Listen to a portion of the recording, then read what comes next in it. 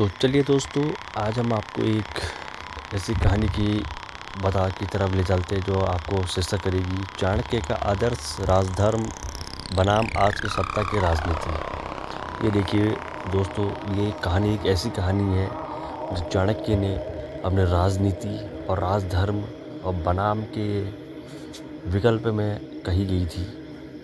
तो इस टाइप की कहानी आज हम हवा हवा में लेते हैं। हमारे आज का जो यूथ है उनको इस चीज़ों के बारे में पता नहीं है कि ये चीज़ क्या होती है, लेकिन हमारे जो महान आचार्य चाणक्य थे, ये उनके मुंह से निकली हुई ये वाणी है।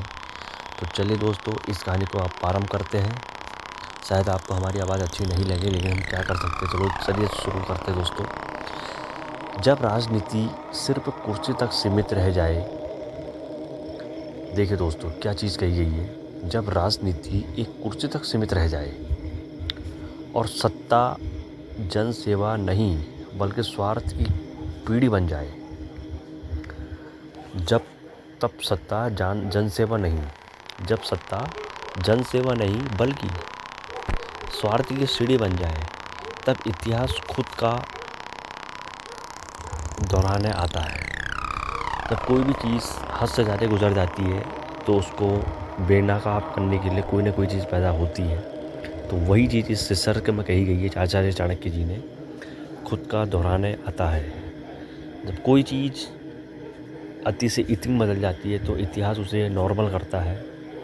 कुछ सीख देने, कुछ चेतावनी देने,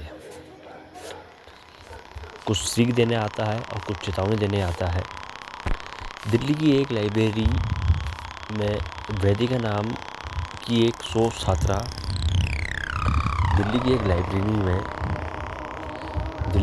लाइब्रेरी में वेदिका नाम की एक शोध छात्रा जब चाणक्य की अर्थशास्त्र के प्राचीन प्रति पर, एक दिल्ली की एक लड़की थी जो वो एक शोध कर रही थी किसी विषय पर। तब आचार्य चाणक्य की अर्थशास्त्र के प्राचीन प्रति पर काम कर रही थी। आचार्य की प्राचीन प्रति पर काम कर रही होती है। तब अचानक एक रहस्यमय शक्ति के प्रभाव से, जब वो आचार्य के उस पे काम कर रही होती है, तो आचार्य चाणक्य अचानक एक रहस्यमयी शक्ति के प्रभाव से वक्त की दीवार टूटती है। रहस्यमय शक्ति के प्रभाव से वक्त की दीवार टूटती है और चाणक्य वर्तमान में लौट आते हैं। देखिए दोस्तों, क्या शुभ प्रारंभ कहा गया है इस कहानी में। एक दीवार टूटती है और चाणक्य वर्तमान में लौट आते हैं। चाणक्य वर्तमान में लौट के आते हैं। आचार्य चाणक्य जो थे, एक बहुत विद्वान व्यक्ति इंसान थे। आचार्य चाकित, अब देखिए दोस्तों, आचार्य चाकित लेकिन शांत, जैसे उन्हें यही होना था।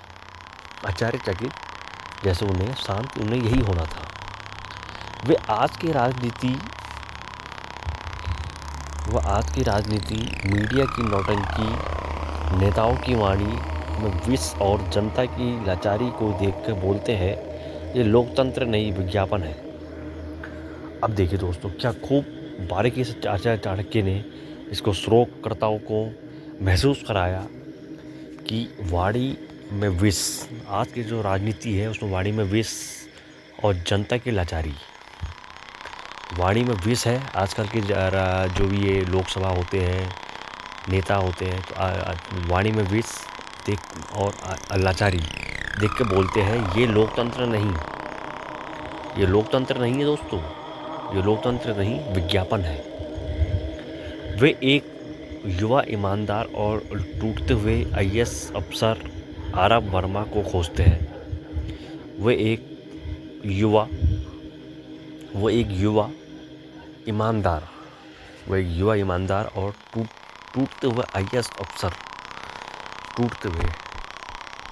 अफसर आरव वर्मा को खोजते हैं, जो सिस्टम से हार मानने के कगार पर है। ये देखिए दोस्तों, क्या खूब बारीकी से कहा है। वह ऐसे व्यक्ति को ढूंढते हैं जिसका मनोबल बहुत कम हो चुका है, जिसको हर चीज़ों से अपमानित किया गया है, जिसका सारा का सारा जीवन टूटते हुए कगार पर है, चाणक्य उसे अपना शिष्य बनाते हैं और उस व्यक्ति को आचार्य चाणक्य अपना शिष्य बनाते हैं। जो व्यक्ति पूरा टूट गया होता है, उसका मनोबल कुछ नहीं होता है, उस व्यक्ति को चाणक्य अपना शिष्य बनाते हैं, चंद्रगुप्त की तरह और सिखाते हैं। उसको शिष्य बना के चंद्रगुप्त की ओर सिखाते हैं कि सच्चा राजनेता वही होता है। चंद्रगुप्त को सिखाते हैं कि सच्चा नेता वही होता है, सच्चा राजनेता वही होता है जो पहले अपने भीतर का लोभ मिटाए। देखिए दोस्तों, क्या बारीकी से खूब प्रदर्शन किया है आचार्य चाणक्य जी ने। सच्चा नेता वही होता है जो बारीकी से अपने अंदर का अपना जलवा मिटाए। क्या खूब कहा है दोस्तों। चाणक्य उस व्यक्ति से कहते हैं सच्चा ईमानदार व्यक्ति वही होता है जो अंदर का अपना भीतर से लोभ को मिटाए। चाणक्य के मार्गदर्शन में चुनावी मैदान में उतरता है और वह व्यक्ति आचार्य चाणक्य के मार्गदर्शन के मैदान में उतरता है, बिना किसी पार्टी के, सिर्फ जनमत और सिद्धांतों के बल पर, बिना किसी पार्टी के जनमत और सिद्धांतों के बल पर दूसरी तरफ सत्ता में सिंहासन पर बैठा,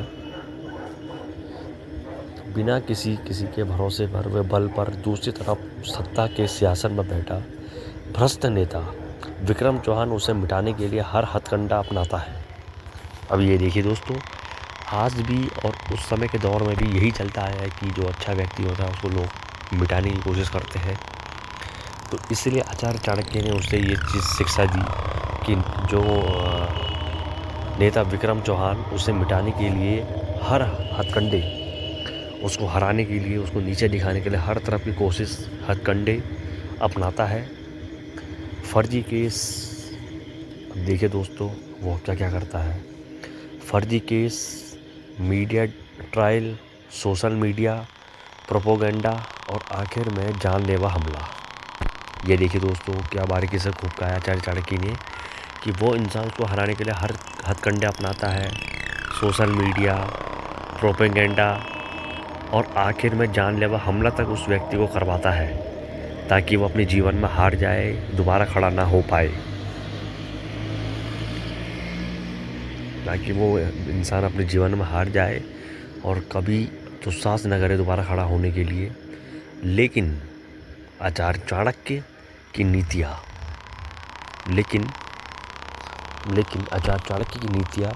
शतरंज के हर मोहरे को मात देती है। ये देखिए दोस्तों, लेकिन आचार्य की नीतियाँ शतरंज के हर मोहरे को मात देती है। आरब जनता की उम्मीद बनकर उभरता है और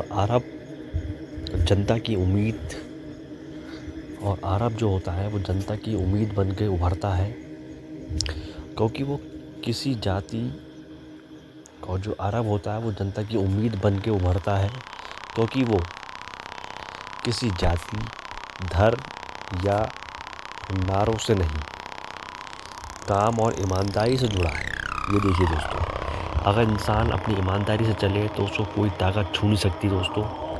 ये सिर्फ कहने की बात होती है। तो यही चीज़ आचार्य चाणक्य उसे समझाते हैं और ईमानदारी से जुड़ा होता है वो इंसान।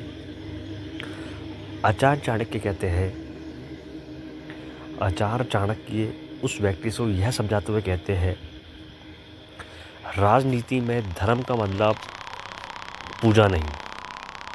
देखिए दोस्तों, आचार्य चाणक्य ने कितनी बड़ी बात कही कि राजनीति में धर्म का मतलब पूजा नहीं, न्याय है। सत्ता में धर्म का प्रतीक पूजा नहीं होती बल्कि न्याय होता है। चुनाव का दिन आता है। अब क्या होता है कि चुनाव का दिन आता है, विक्रम अपने पूरे तंत्र के साथ मैदान में होता है। अब क्या होता है कि एक दिन चुनाव का दिन आता है और जो विक्रम होता है वो अपने पूरी प्रोपेगेंडा हथकंडे के साथ मैदान में खड़ा होता है, लेकिन जनता पहली बार नारे नहीं, लेकिन जनता पहली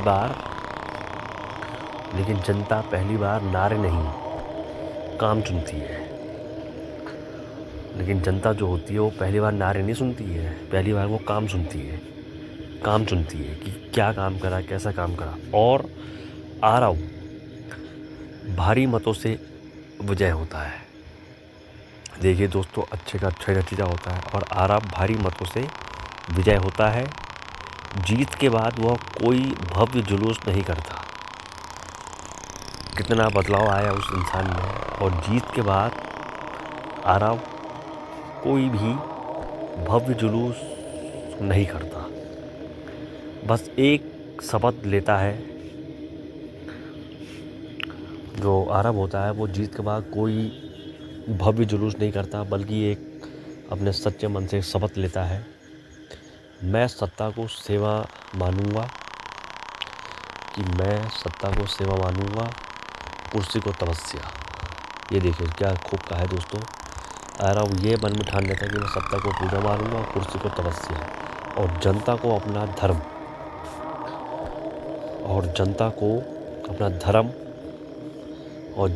अपना धर्म मानूंगा।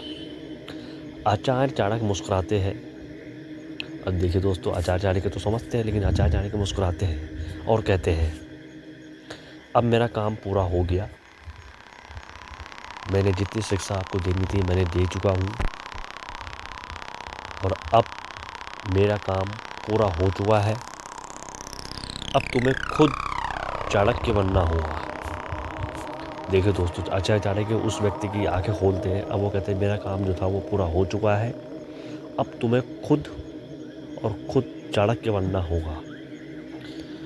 इस युग का, और वो फिर समय में, यानी जो तुम्हें चाणक्य बनना होगा युग का, और वो फिर समय के गर्भ में लौट जाते हैं।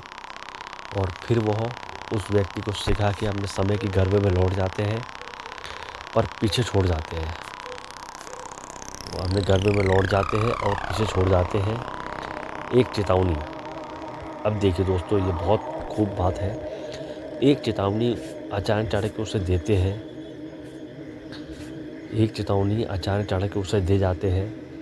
अगर सत्ता को धर्म से ना बांधा गया, देखिए दोस्तों क्या बारीकी से खूब बातें कही है। अगर सत्ता को धर्म से ना बांधा गया तो आने वाली पीढ़ियाँ,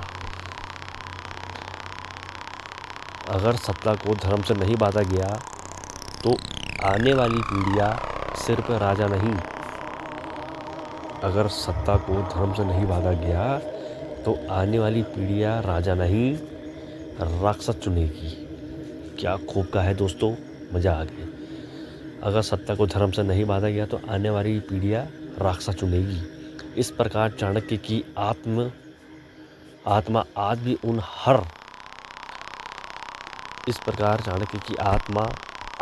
उन हर युवा की आंखों में बसती है। ये देखिए दोस्तों, इस प्रकार आज भी आचार्य चाणक्य की आत्मा उस हर जवान में बसती है जो राजनीति को बदलना नहीं, उसकी परिभाषा की नया करना चाहते हैं। आज भी उन